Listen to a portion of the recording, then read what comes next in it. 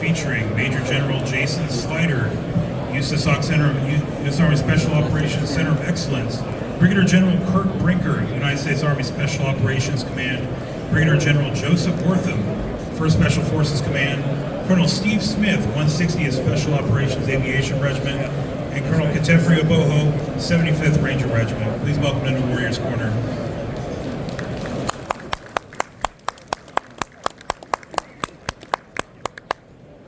Hey, so good afternoon, everybody. My name is Brigadier General Kirk Brinker, and on behalf of CSM NAM and all the commanders from my left and right, I want to say thanks for the opportunity to talk to you here today. So a couple of weeks ago, I was down at SOCOM, and the new SOCOM commander, Admiral Bradley, he talked to all the commanders, and he said a lot of things, but two of them stuck out to me, I think are pertinent to today. The first thing that Admiral Bradley told us is he said, it's not what you bring to the fight on day one, the human capital, the organizations, the kit, it's how you evolve and what you can evolve to on day 21 of the fight or 61 of the fight. That's what matters. That's the one thing he pointed out. The second thing Admiral Bradley said in this session is he said this: SOF is not going to win our nation's wars. It's the services and the joint force that's going to win our nation's wars. SOF's responsibility, our role, is to figure out how we integrate and marble with our services and the joint force so we can do whatever we can to enable to win our nation's war. So I think why that matters today is as my commanders and I sit and talk about what is our SOF going to do is in terms of how the Chief of Staff of the Army and the Secretary of the Army is taking us to be more lethal, more agile, more innovative. We're going to talk about a number of things we're doing organizationally and institutionally to meet that end. I've asked the commanders to focus their comments on three broad points. The first point is this: how can we as RSOF increase our MDO capability? The second thing is how can we RSOF, how can we increase our asymmetric lethality? And as importantly, how do we enable our partners to increase their asymmetric lethality? And then the third thing, as we've seen the world go around, is how do we increase our ability to compete and win in the information space? So we're going to talk broadly about those topics, and I'll push the mic to my commanders. But before I go into that, I'd like to give a bit of level setting on what RSOF is and who we are. USASOC, RSOF is around 36,000 soldiers. And any given day, we're in 65 to 70 countries, deployed around 2,500 people. So that's us, RSOF, on a daily basis. It's a pretty broad suite of capabilities. All the way on the right to the Army's Ranger Regiment is our Joint Forcible Entry Force. To my left flank, Steve Smith, which is the 160th Special Operations Aviation, who has the task to do deep area penetration. To on my right, Joe Wortham, who's the commander of 1st SF Command, which has our SF groups, all of our Green Berets, our Civil Affairs and our PSYOPs, and then our institution, the John F. Kennedy Special Warfare and Central School. All this together is the RSOF enterprise, and I think it's quite a treat for you today. And it's a gift for us to be able to talk to you. So thanks for the opportunity to engage. With that, Colonel Boho, over to you. Hey, good afternoon, everyone. I'm Ken Boho, Commander of the 75th Ranger Regiment. As John Brinker mentioned, I think this is an opportunity for us to highlight what we are doing to increase our MDO capability. So what I'd like to first do is speak to who we are as an organization. I'll speak to how we fight. I'll be speaking specifically to the Ranger operating concept. And I'll speak to how we're modernizing Ranger Regiment to meet the demands of MDO capability. So first, who are we? See, as the Army's Ranger Regiment, we have the responsibility of providing disciplined problem solvers who are capable of worldwide deployment to either conduct operations, set conditions for the joint force, and execute crisis response missions. That's our bread and butter. We have one principal mission in the Ranger Regiment, and that principal mission, that mission profile is the Ranger Raid. The expectation in our formation is we should be able to execute a Ranger Raid across all echelons. That means even at as low as the platoon level, platoons are executing raids, companies are executing company terrain seizures, and at the battalion and multi-battalion level, we can execute joint forcible entry missions. We cherish the relationship that we have with the broader conventional forces because as the Army's Ranger Regiment, our formations look very similar to Army formations, except we have a more robust intelligence and then fire support enabler capability. We also sit in this very unique nexus where we're the bridge between special operations and the rest of the conventional force, charted by 4 separate chiefs of staff of the Army, to be better with our hands and weapons and share the lessons that we learned in this forum back to the rest of the Army. So what does that mean for how we fight? the way the Ranger Regiment fights is really tied to what we call the Ranger operating concept. That's really a concept in which our unit of actions, think in Lieutenant Colonel 05 headquarters, wins on the X. And the X is defined as the objective. And for that Ranger 05 headquarters to win on the X, they have to be able to be, one, interoperable. They have to be able to understand the capabilities to aggregate asymmetric advantages. But it's also relied upon a string of support network that stretches back to a forward staging base, which is disaggregated from the X, which we call the Y, and then back to what we call the Z, the home station capability that provides exquisite intelligence, cyber and space-based capability to enable the unit of action to win on the X. Very similar to what the Army is doing with its fighting and operating concept, our Ranger operating concept has the same tenets that have to do with increasing lethality, C2 encounter C2, multi-domain fires, all those tenets that enable the Army's warfighting concept to be successful also feed the Ranger operating concept. So to make the Ranger operating concept work, we have to figure out how to drive modernization. And within the Ranger Regiment, full modernization priorities are focused on one, how we recruit, assess, and select and train our folks. We do that through a host of unique capabilities. Most AI-enabled allow us to, one, see the inventory of talented personnel who meet the same profiles and subscribe to the ideals of Rangers in our formation. And then using the data that's collected in our organization to assess and be more predictable on folks who have the skills to be successful in the unit. Second modernization line of effort is on enhanced lethality. And that's all the capabilities that are enhanced in or embedded in our logistics, sustainment, and protection skill sets that drive the Ranger operating concept. Third is C5 ISR. So think the resilient comms, interoperable comms allow us to communicate between soft, conventional forces, and they're resilient enough to operate in any environment. And then the last line of effort is focused on how do we enhance our ability to do over-the-horizon targeting. Our goal is to ensure that as the Army's Ranger Regiment we can reach out and touch any adversary no matter where they may be, and there's no such thing as denied territory to the Ranger Regiment. One simple vignette I'll give you is what we're doing. As we looked at a very unique problem set in the Indo-PACOM space, we realized that there was a gap in our capabilities just based on wargaming and mission analysis. And on a dime, we brought a small team together, realized that gap was one-way attack capability. And in quick order, we brought a team together and we were able to create a one-way attack capability that's paying dividends not just for SOF, but for the rest of the Army as a whole. That's all I have from the 7th Ranger Regiment. I'll pass next to the 160th Airborne.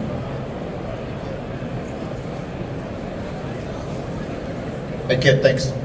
Steve Smith, I'm the 160th Commander. It's an honor to be out here today, this afternoon, have everybody in the crowd. I'm going to talk two things. We exist, the 160th exists for crisis response and denied area penetration. Crisis response is what we do every single day. Our nation expects us to be ready to deploy at a moment's notice across the globe. We use our current training apparatuses and ground forces to enable us to be the best version of crisis response. But what I'm going to talk to you today about is the 160th and its role in denied area penetration. So over the last 20 years that I've been in the regiment, we have been really, really good at deploying in an environment like GWAT. But what we've done over the last 10 years is we've looked at the near-peer threats across the globe, and we've looked at how does the 160th expect to operate inside that environment. And what we've realized was really two major takeaways. The number one takeaway is we can't do it alone. The idea of alone and unafraid, that does not exist in the denied area planning space. And then second, we needed a team to look at that. So we stood up a 5-person team that consisted of our aviation flight leads. We have a cyber individual on our team, a space individual, and then we leveraged the joint force to fill out that 5-billet aspect. But when we started looking at the training concept of how the 160th is going to operate, we leveraged the 3 range complexes on the west coast of the United States to create an environment that provides us a tyranny at distance problem, but also the complexity of using those three ranges to replicate a near peer. With that, we have been able to operate, learn a few things, and that's what I want to cover today. Our lines of effort, what the 160th is doing to inform not only the 160th to get better, but also to inform our Ausa partners, and then our tie back into Army Aviation. Because so where Army Aviation goes, so goes the 160th. And I'll talk about these three things. First and foremost, TTP development and refinement. How does the aviator and the air crews operate in this denied area? So what we've learned is leveraging the cover of darkness, leveraging weather, flying at low altitudes, and flying where the enemy systems are not. That seems somewhat obvious, but that is really driving the basis of our Night Stalker fundamentals. Mission planning to create those contingencies so we can buy down a number of the risk. And then as I highlighted before, the next piece is the joint force. This also informs the joint force of how the 160th, Asof, and the Army is going to operate in that space, and we look to do that at scale. And then that drives our second talking point, and our second line of effort is technology advancement. So what we strap on the aircraft to make us more survivable, and what we look to put inside the aircraft or extend the range of our aircraft to be able to go further and stay in the air longer. Because one of the things we've learned is if you go to ground, you're vulnerable. If you go to ground, you're vulnerable. And so we have leveraged our aero refuel to get after that, and we look at some of our collapsible fuel systems inside the aircraft to do that. And then lastly, what I want to leave with, which I think is super important to what the 160 is, contributions to our modernization efforts, is we're building those denied area planning teams, those subject matter experts that we're trying to build at echelon. We're retaining that at the regiment, we're pushing that down to our battalions, we're leveraging that with our ground force teammates, and then we're also pushing it up through Army Aviation with the CAB, so we learn from one another. And with that, I'm going to turn it over to Jim Wortham. Hey Steve, thanks. Joe Wortham, Commander, 1st Special, 1st SFC. Again, it's a pleasure to be here today. Obviously, a whole bunch of us have been doing this for our whole careers, so this is like having your kids and brothers up here with you, so it's kind of fun. As we'll talk a little bit about what and who 1st Special Forces Command is, we're about 23,000 people. We are the Army's irregular warfare maneuver capability. And we do that in a couple ways, but most importantly, we do that through a partner or ally. And so that's what we do, and we provide the Army and the Joint Force. We're spread across the globe. We're stationed across the globe across from Japan, Germany, and all throughout the continental United States. We are comprised of integrated units of Special Forces, Civil Affairs, and psychological operations units. And so that's who we are comprised of, and then all the other parts and pieces that make us who we are. We are also Compo 1 and Compo 3, so we have two guard groups in there, which enhance our capability, and we're super glad to have them. What we do is we provide that irregular warfare capability really just to support the Army divisions and corps and the Joint Force, and provide kinetic and non-kinetic effects both inside the deep and the strategic deep areas to help with their targeting capability, and that's what we do for them. I want to talk to you a little bit today about the focus we've had on how we've been changing the force over the past couple years and the direction that we're going. I'm going to do that in three ways. I want to talk about our force structure and the things that we have changed. I'm going to talk a little bit about how we adopt and integrate technology, and then we'll finally talk about how we train. And those kind of three things all together will hopefully give you an idea of what we're doing in the future. Talking a little bit about force structure. About 18 months ago, we started the first real change. We took the legacy shadow platoons that it existed inside the formation. We integrated those with SOF MOSs, and soon to be a new 390 Alpha robotic technician specialist, and we created the Special Operations Robotics Detachment. And that really is a evolution of a capability that where we see our ability to be able to help in that deep space. It does a couple things for us. First thing it does for us, it helps us and it creates a center of knowledge and expertise, a deep understanding of all things that look like an unmanned system, whether it's air, ground, or anywhere in the sea. The second thing that does for us, because of that deep expertise, it is the master trainers that then pass along that knowledge and create capabilities at echelon and all the way across our O6 our O6 units. The last thing I would talk about is probably the biggest change for us is those swords created us a long-range lethal and non-lethal capability. As we watched and learned the effectiveness of one-way unmanned attack capability we see in the current fight, that is going to bring that capability for the first time into into our groups. The next thing I'm going to talk about a bit is we took in at the company level, we took and started to enhance and synchronize our MDO capabilities. When we say MDO capabilities, space, cyber, SI, SIGINT, EW, and we merged that all in together and started to mix the capabilities so we could sense, see, and strike at the ranges that the Army was asking us to do. And so that's a new capability for us. We've enhanced those. We were doing that, some of the training in partnership with our teammates here, so that's another big change for us.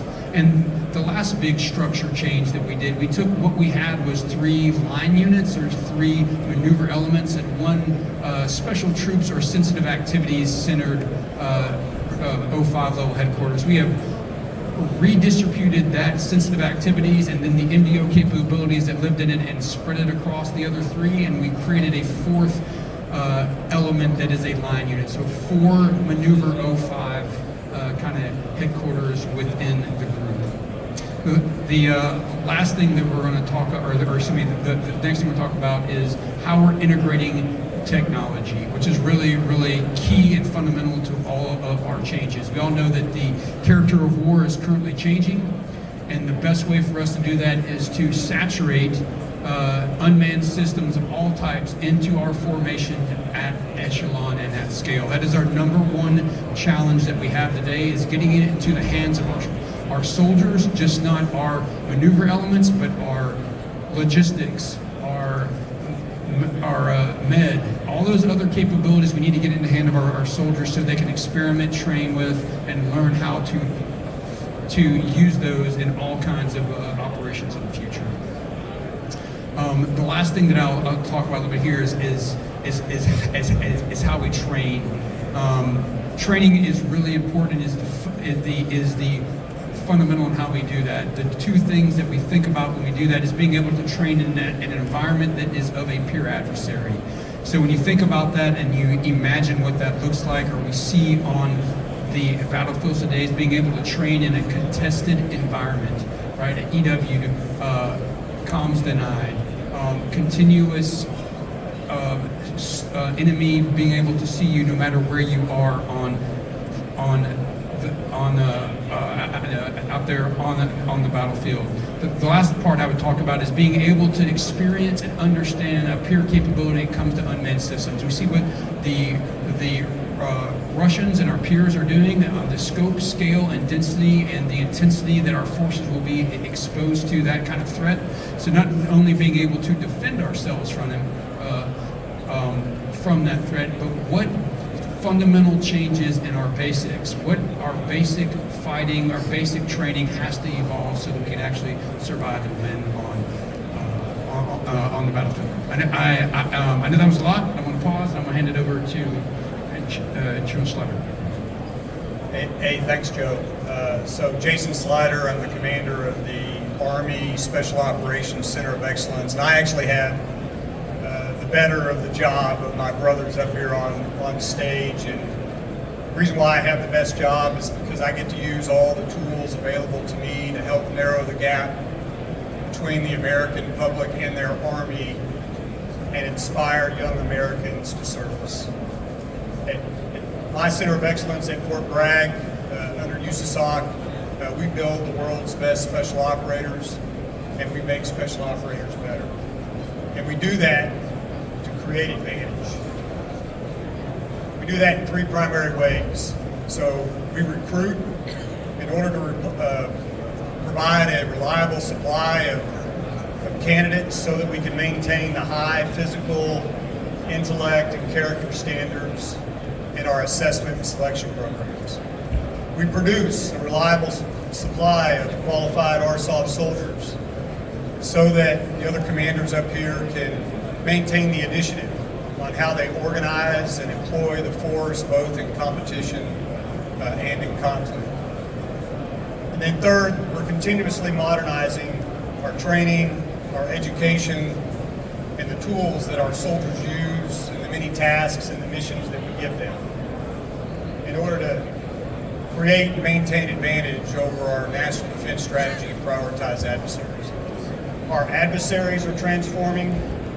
As you've seen here, our operational force is transforming, and so must our centers of excellence and our training base.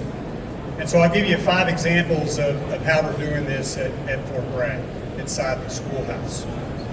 So number one, we're rethinking the way that we train robotics. I don't think there'll ever be a time in the future where a soldier doesn't take a robotic piece of kit and toss it on the ground, in the water, or in the air to perform some tactical task.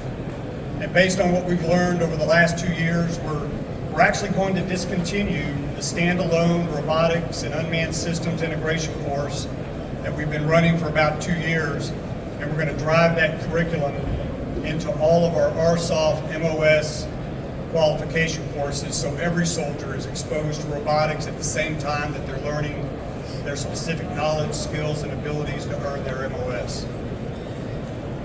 The second point on robotics is we've also learned that commanders at brigade and below need expertise on their staff to integrate new technologies as they become available, but also to plan robotics and autonomous systems operations, integrate them into broader plans. So in January, we're going to start a pilot. It's the Army Robotics and Technology Integrator course. Joe Wortham talked about it a second ago. 390 Alpha warrant officers. We're doing that so that we can build the expertise within our warrant officer corps that can plan robotics operations, integrate those operations into broader plans, solve tactical problems across all warfighting functions and domains, and deliver effects at echelon. If we go down a little bit to our smaller tactical elements, we're also modernizing how we train signals intelligence and electronic warfare. We know that our soldiers need to be able to geolocate and attack adversary emitters. This month, we just finished our first pilot. It's a tactical SIGINT and electronic warfare course where we took our MOS 17 and 35 series soldiers together in the same course. We trained and tested them on their ability to target, characterize, and degrade integrated and layered protection systems that our adversaries use around the world, but also to protect friendly force operations. Let me say a word or two quickly about information. We know that our commanders need to treat the information dimension as maneuver space, much as we do the human and the physical dimensions. In January, we'll initiate another pilot where we're going to bring the Army's information operations soldiers together with our psychological operations soldiers into an information warfare qualification course where we'll provide modern training and education to our soldiers that use information in both friendly and threat-focused ways to achieve advantage, to enable our commanders' ability to make decisions, to protect our data and networks, to influence foreign audiences and decision makers in both precise and mass ways, and to attack the adversary, the enemy's data and networks. And my final point on artificial intelligence. If you were at the Eisenhower lunch earlier today, you heard the chief talk about AI probably won't replace you. The company that uses AI, AI won't replace you, but somebody that knows how to use AI will. You can apply that to organizations of people, whether it's in the business world or in the military. So right now we're in the process of integrating 21st century AI tools into our captain's career course. We still need to teach our captains how to think, how to solve problems. They need reps and sets in the MDMP process and brigade and below. But we're also going to train them on AI tools. We're going to increase the number of reps and sets they get solving tactical problems through our decision-making process, while at the same time reducing the time available to make decisions, to solve problems. So we could start to work through the operations process, the planning, the preparing, the executing, and assessing our operations at near machine speed. So I'm one of 11 centers of excellence across the Army, all led by 2-stars. Everything I just talked about, I'm doing hand in glove with all of those other commanders and all the commanders up here on the stage. And we're driving change. Thank you. At this time, I don't know how we're postured for time, but I'd like to afford the opportunity to ask us any questions. So,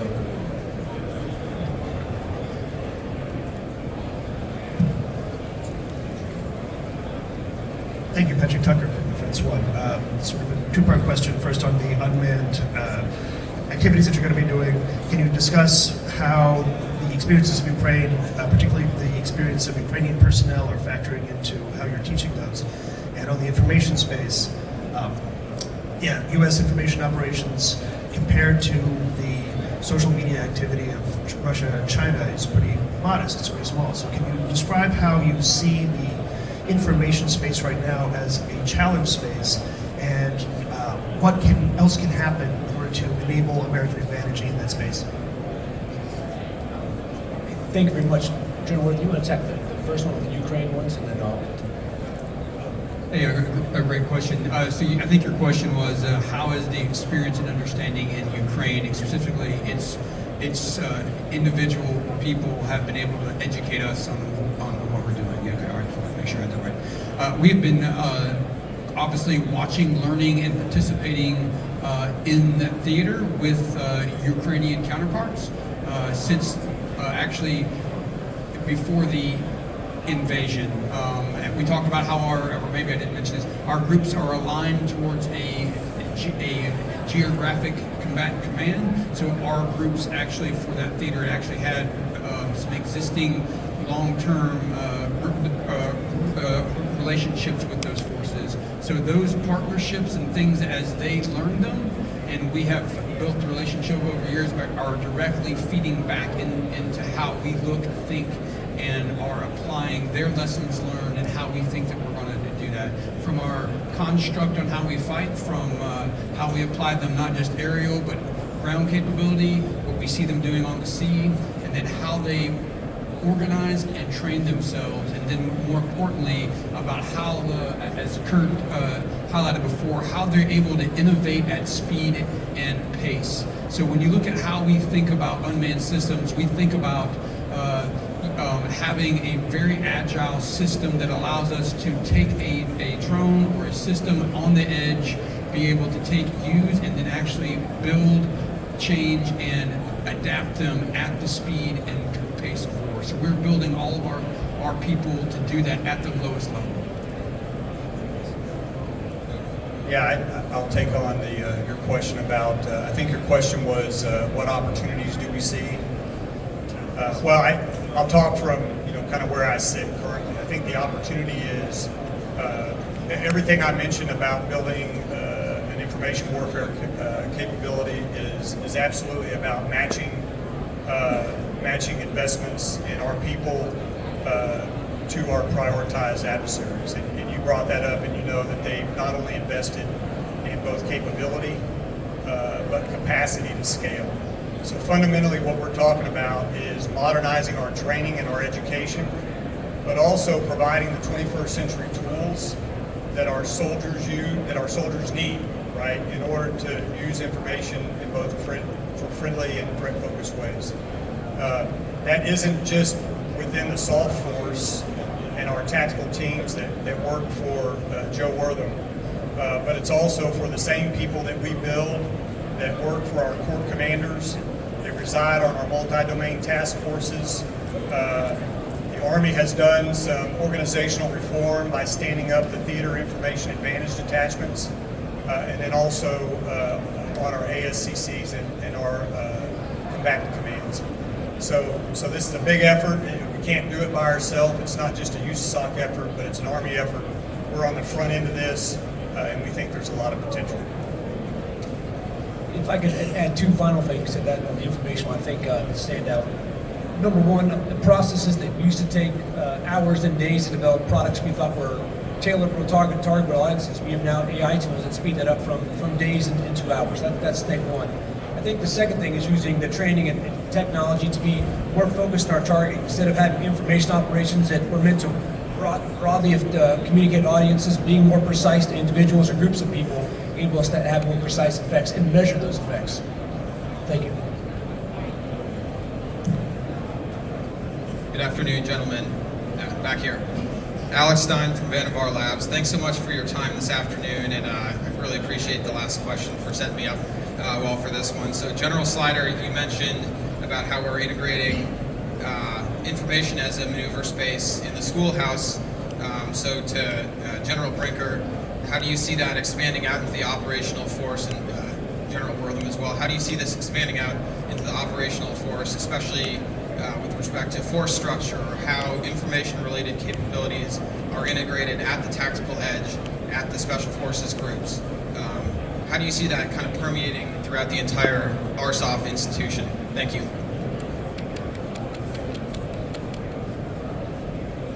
All right, hey, I'll answer my part of that piece of that question. And just to read back something, kind of curious how we see from a force structure perspective the changes of how we integrate information capabilities at depth and echelon. Okay. So as we think about that, the first step we took is we integrated both civil affairs and PSYOPs and put that under for unity of commander one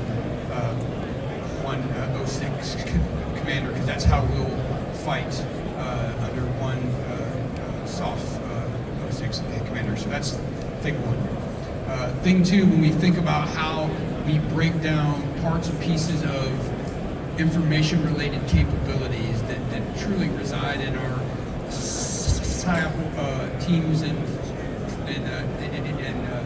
elements, we are currently experimenting with having those cross-functional teams. Like we take at the lowest tactical level and we integrate both civil affairs and PSYOP capability, which we both see as we're on this journey is really folks that help us sense and see and understand the information environment, and then we echelon that up through from the tactical level to the operational level.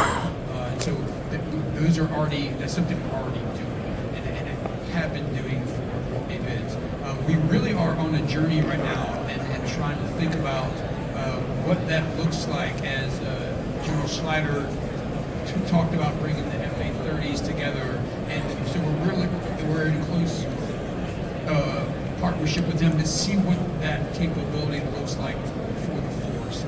Because one of the problems, or one of the things we think we owe the Army and owe the joint forces are PSYOPs experts, and they really are. They're really good at the operational and tactical level, but how do you create a career path and expertise at the core and at the ASCCs and the joint? So we don't have that quite, we don't quite understand what that is like now, but that is certainly the journey that we're on.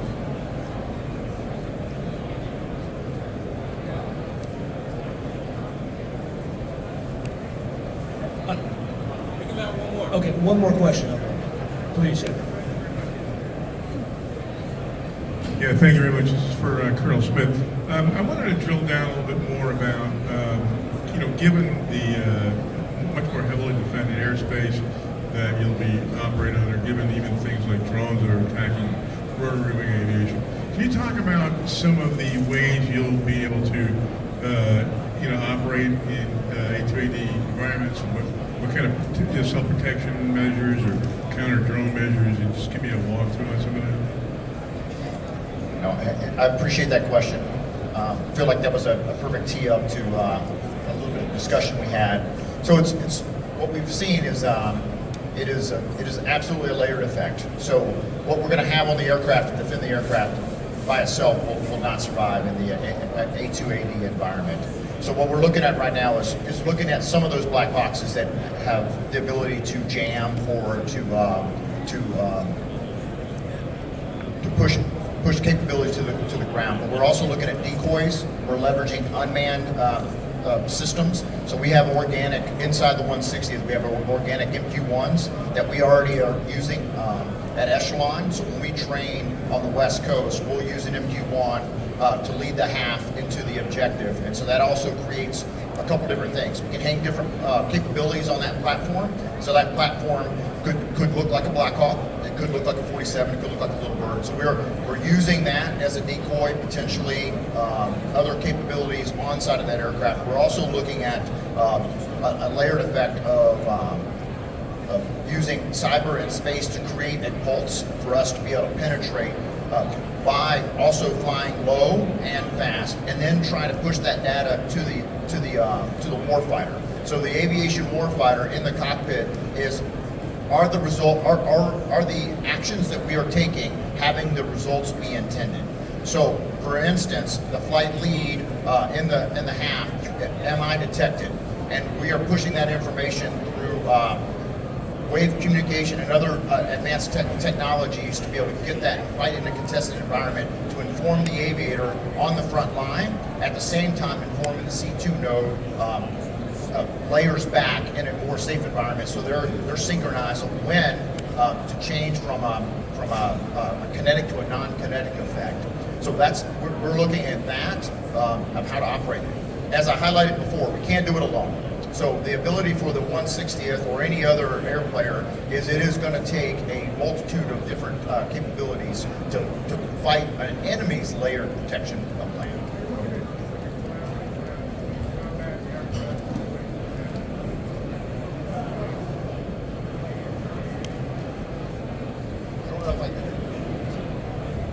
Yeah, so teaming, you talk about teaming manned and unmanned systems. Yeah. So as we've talked with the same place that Army Aviation is looking at, as we talked with General Gill, and we've looked at it for at Echelon, is manned and unmanned teaming is the future. We've talked about the potential of launched effects off the aircraft, or a potential loyal wingman to create that environment where they're, instead of piping things into the aircraft and driving cost inside of a modernization technology in the aircraft, is we use that aspect of a loyal wingman or an autonomous system. And we look for the future, and we see in the near future for like our primary mission of crisis response and also denied area penetration, is we still see a human in the loop. We don't expect to send Kit and his team to the X without Night Stalkers in the front of the aircraft. So we still see that manning those aircraft with that capability. But we do see leveraging whatever we can pull from partners, the joint force, and also partners to be able to create that environment to where that is a target and not the helicopters.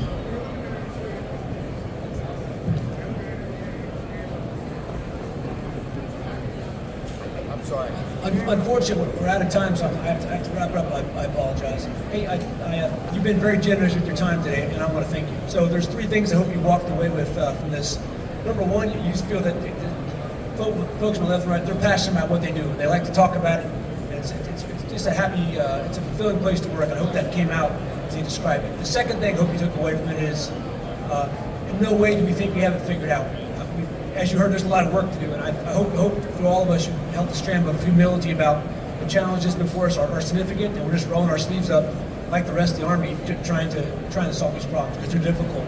Here's the third thing I hope you took away. We talked a lot about technology and new things, but I want to assure all of you that although we're trying to be technologically advanced, those basic core tasks that you look to us to have, we're not casting them away. So we feel it's soft. You got to be a master of high tech and low tech, and I think it's a combination of those two things are going to make us valuable to the Army and to the Joint Force going forward. So again, on behalf of all my teammates up there, thanks for allowing us to describe what we do to all of you. It's been an honor. It's an honor to serve in your Army, so thank you very much.